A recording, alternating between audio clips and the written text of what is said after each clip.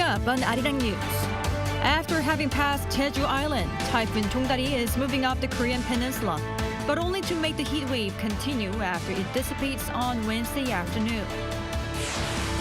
A North Korean soldier defected to South Korea on Tuesday morning by crossing over the military demarcation line to a county in Gangwon-do province. This is another North Korean defection in less than 2 weeks. The Democratic National Convention kicked off in Chicago on Monday, where Biden passed the torch to Harris after an emotional farewell speech. Meanwhile, the party's recent policy platform has showed that the U.S. will stand by South Korea against North Korean provocations.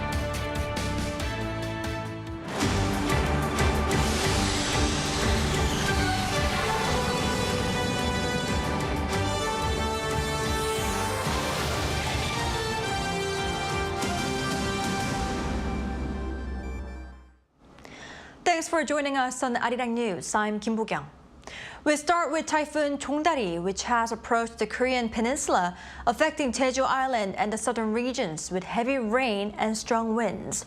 Some might have expected the typhoon to cool down the country's heat a bit, but it is only expected to worsen it. Lee Soo-jin with the latest. Concerns about the effects of Typhoon Jongdari, especially on Jeju Island, are growing as it moves north. The Korean Meteorological Administration on Tuesday issued a typhoon advisory for parts of Jeju's coastal waters and its inner southern sea areas and a warning for the outer southern sea areas around the island. The KMA defines a typhoon as having a maximum wind speed at the center of at least 17 meters per second. As of 3 p.m., the maximum wind speed of Typhoon Jongdari is 19 meters per second, which is about 42 miles per hour. All 7 hiking trails on Hallasan Mountain have been restricted, and all passenger ferries to and from coastal ports in Jeju after 4 p.m. were canceled. The island has seen maximum gusts of between 20 and 30 meters per second from Tuesday afternoon, and heavy rain accompanied by thunder and lightning is expected throughout the night. The KMA said on Tuesday that Typhoon Jongdari is expected to pass west of Seogwipo on the south coast of Jeju Island at 6 p.m., which is also when the effects of the storm will start impacting the entire Korean peninsula. And once it reaches Mokpo around midnight, it will be downgraded to a tropical storm and will head across the country towards Sokcho in Gangwon-do province. The typhoon has also raised concerns about the supply of electricity. Not only is the overall electricity demand expected to increase as typhoon brings in hot, humid air from the tropical seas, but rain clouds are expected to reduce solar power efficiency. The Honam region in the southern part of Korea is one area that is expected to be particularly affected by the typhoon, and it accounts for 40% of the nation's total solar power capacity. This comes as demand for electricity is extremely high, as Seoul is expecting its first ever month-long consecutive streak of tropical nights as of Tuesday. According to the KMA, Seoul has seen 30 straight days of tropical nights starting July 21st.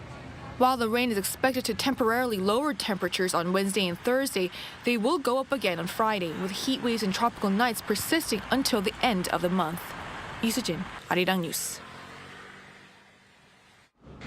Early this morning, a North Korean soldier crossed the inter-Korean border and expressed their intention to defect.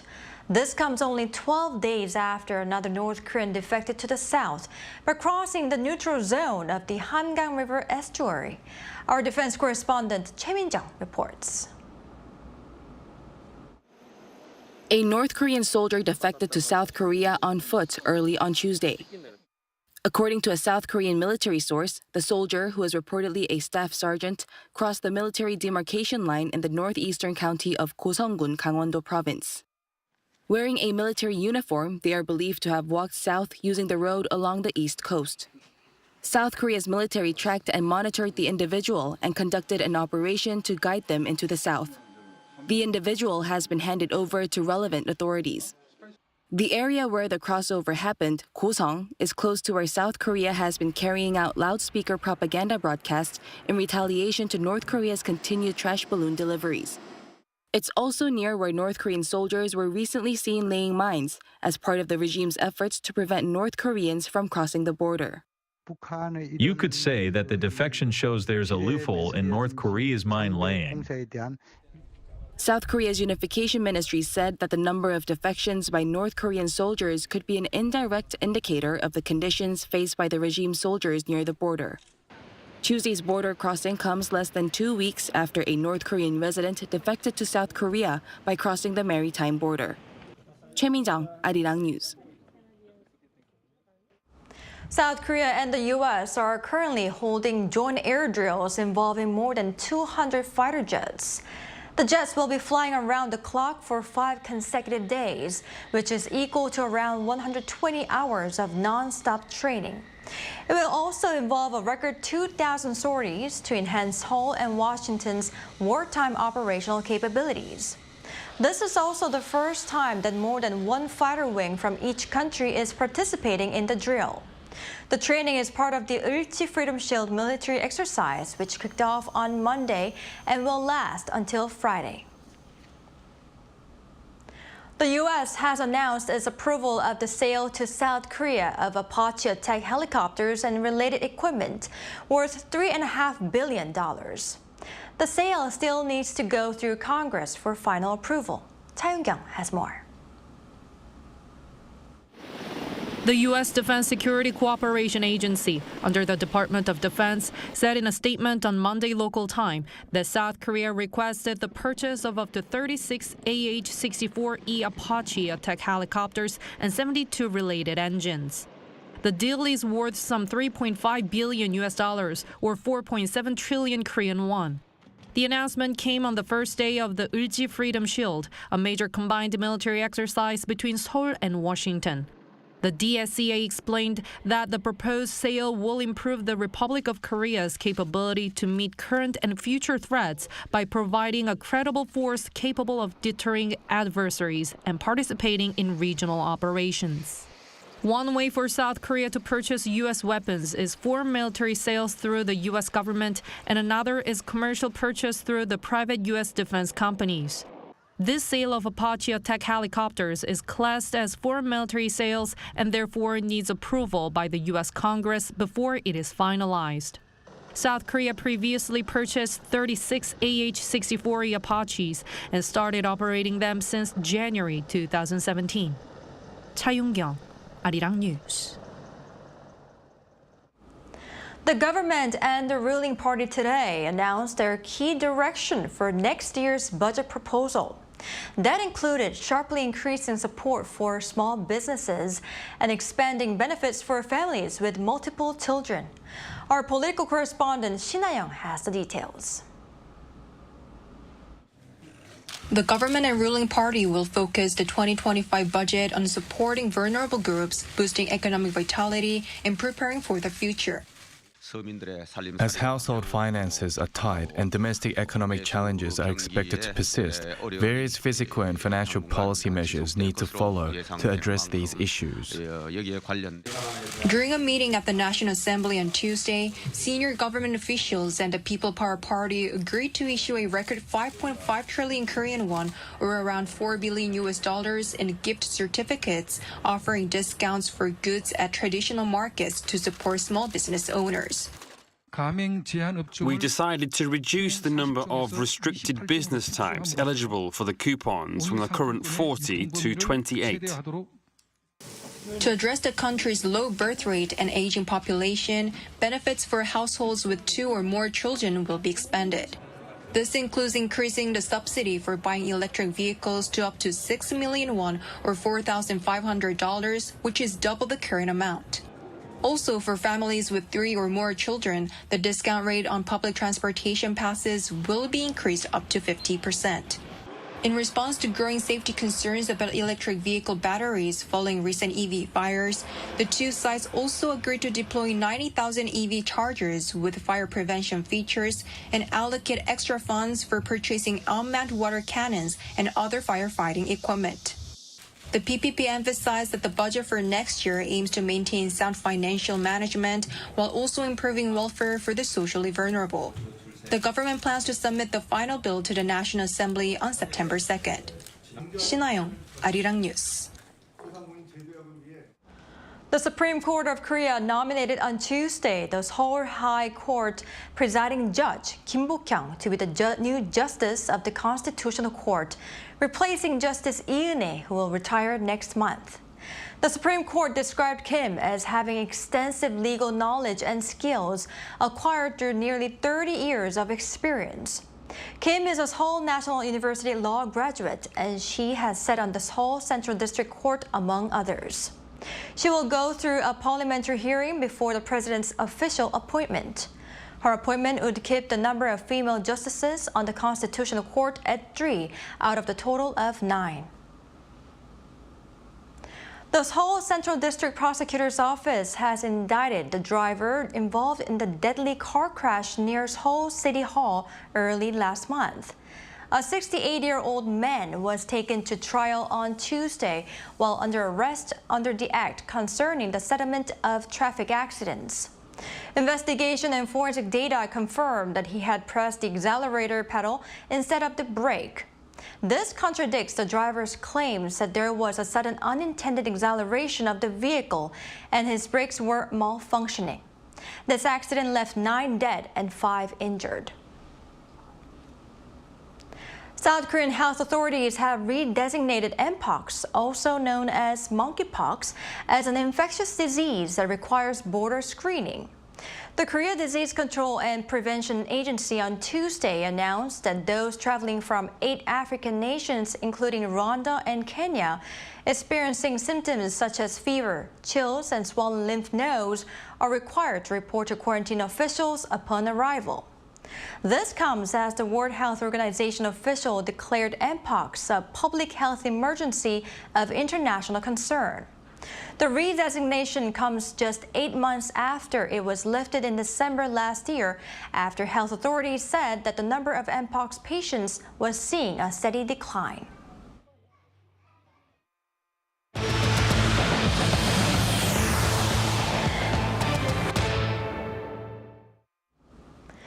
Japanese Prime Minister Fumio Kishida may meet with South Korean President Yoon Suk-yeol in early September.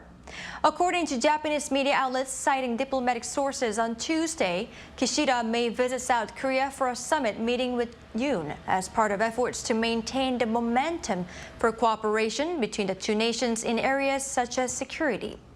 The visit, if it takes place, would come before Japan holds an internal election to choose its new prime minister at the end of September, following Kishida's surprise resignation last Wednesday. Over in the U.S., the Democratic National Convention has officially kicked off a day after releasing its new policy platform that pledged partnership with U.S. allies, including South Korea. Peunji explains. U.S. Democratic presidential candidate Kamala Harris made a surprise appearance at the opening night of the party's 4-day national convention on Monday in Chicago. Crowds applauded and cheered as she encouraged attendees to vote and defeat her opponent, Donald Trump.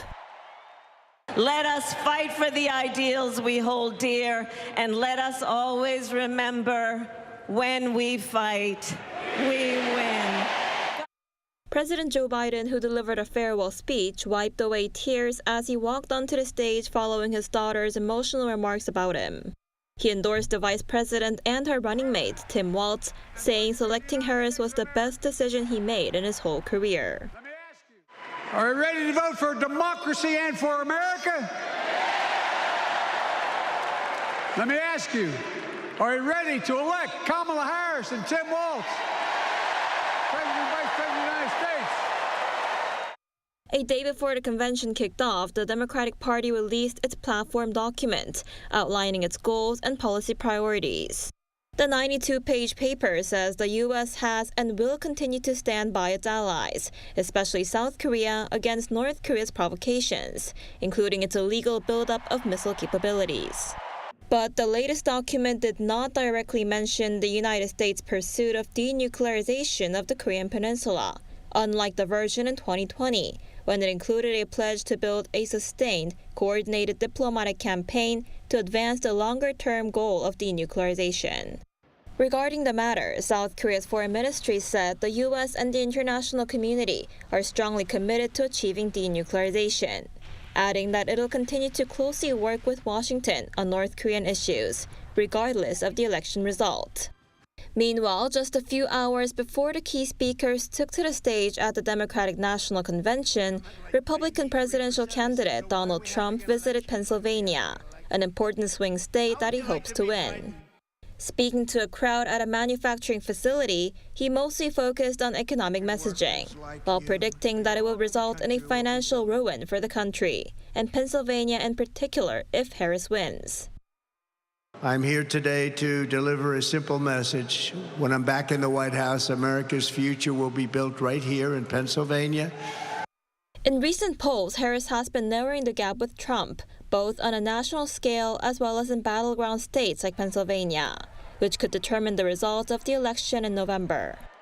배은지, Arirang News. Gold prices are continuing to stay high as traders await indications on the Fed's rate cuts this year. Spot gold leveled out at just over $2,500 per ounce on Tuesday, after surpassing the mark last Friday for the first time and making a standard gold bar worth over $1 million. Gold prices have surged this year on the back of expectations that the Federal Reserve will make its first interest rate cut in September.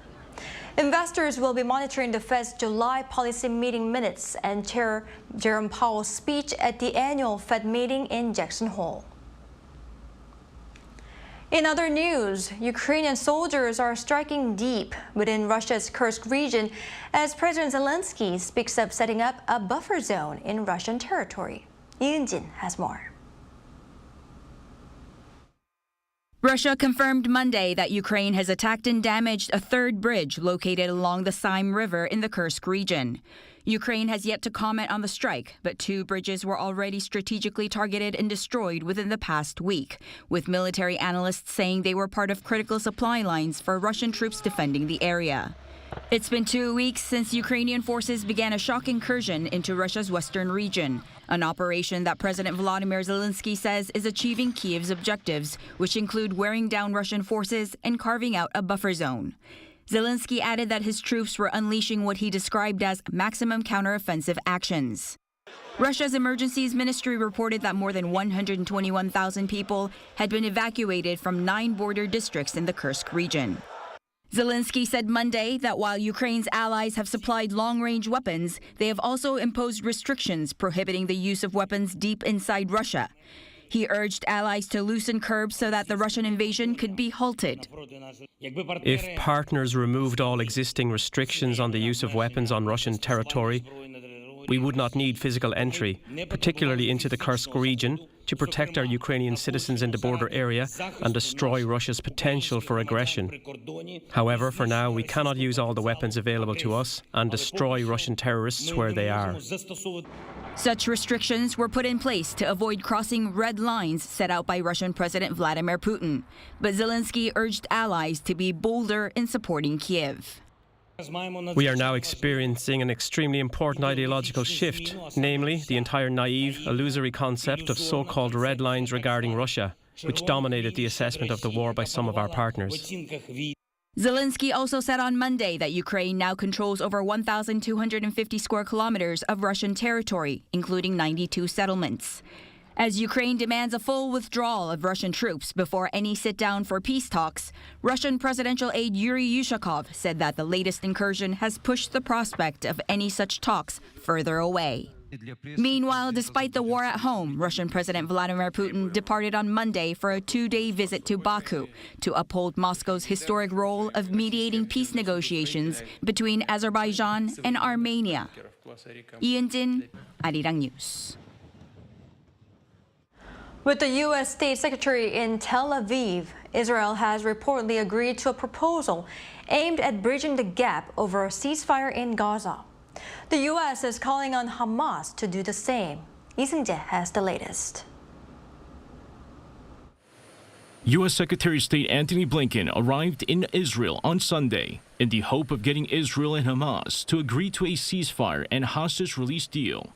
During his visit, Washington's top diplomat also held talks on Monday with Israeli Prime Minister Benjamin Netanyahu and President Isaac Herzog. After their sit-down, Blinken said that Israel had agreed to the U.S.-led proposal while calling on Hamas to do the same. In a very constructive meeting with Prime Minister Netanyahu today, he confirmed to me that Israel accepts the bridging proposal, that he supports it. It's now incumbent on Hamas to do the same.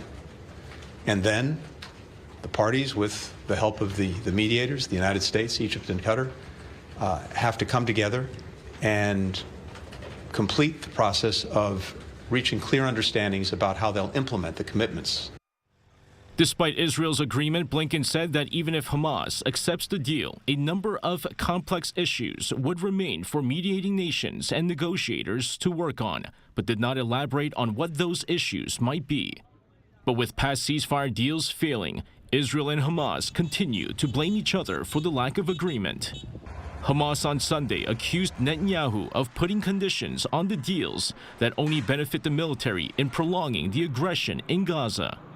However, Netanyahu on the same day stressed that Israel cannot just give and give, hinting that it's not willing to accept conditions put forth by Hamas. Meanwhile, Israel conducted airstrikes targeting a Hezbollah weapons depot inside Lebanon. According to a report by Reuters, citing security sources, the strike did not result in any fatalities. However, Lebanon's health ministry said 8 were injured, including 2 Syrian children. The Israeli military said that it conducted airstrike on a number of Hezbollah weapons storage facilities, adding that with the presence of secondary explosions, large amounts of weapons were destroyed in the attack. The latest airstrike is the second targeting Hezbollah weapons depot in the past 3 days, as the Israeli military targeted another on Saturday, leading to 10 deaths, including 2 children. Lee Seung-jae, Arirang News.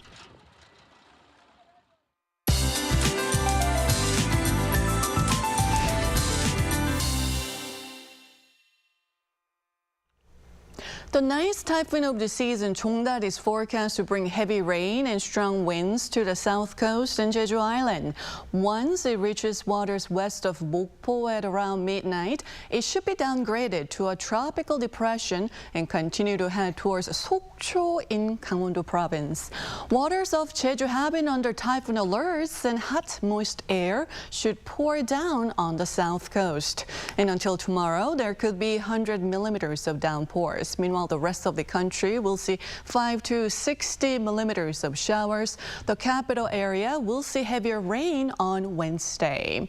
The typhoon did not bring any heat relief today. It was one searing day. Heat will stay overnight, with the capital forecast to wake up to a new record of 31 tropical nights tomorrow. Highs will be similar or a couple of degrees lower than today, with Seoul getting up to 31 degrees, Busan, Jeju topping out at 32 degrees. This year's heat waves will stay longer with more extreme temperatures, so stay safe. That's Korea for you, and here's a look at the international weather conditions.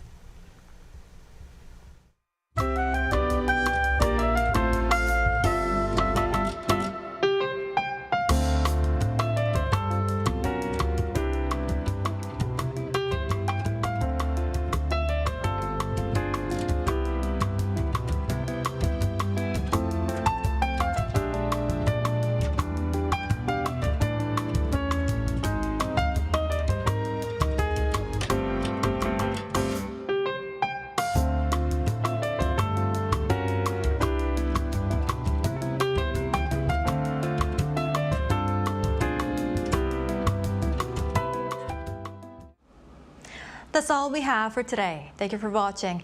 Arirang News will be back at 9 a.m. Korea time.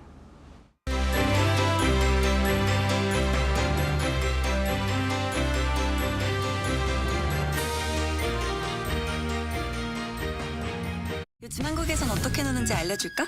한국에선 아이돌이 되어볼 수도, 인생 번호를 찾을 수도 있지. 제일 핫한 포토 스팟은 여기.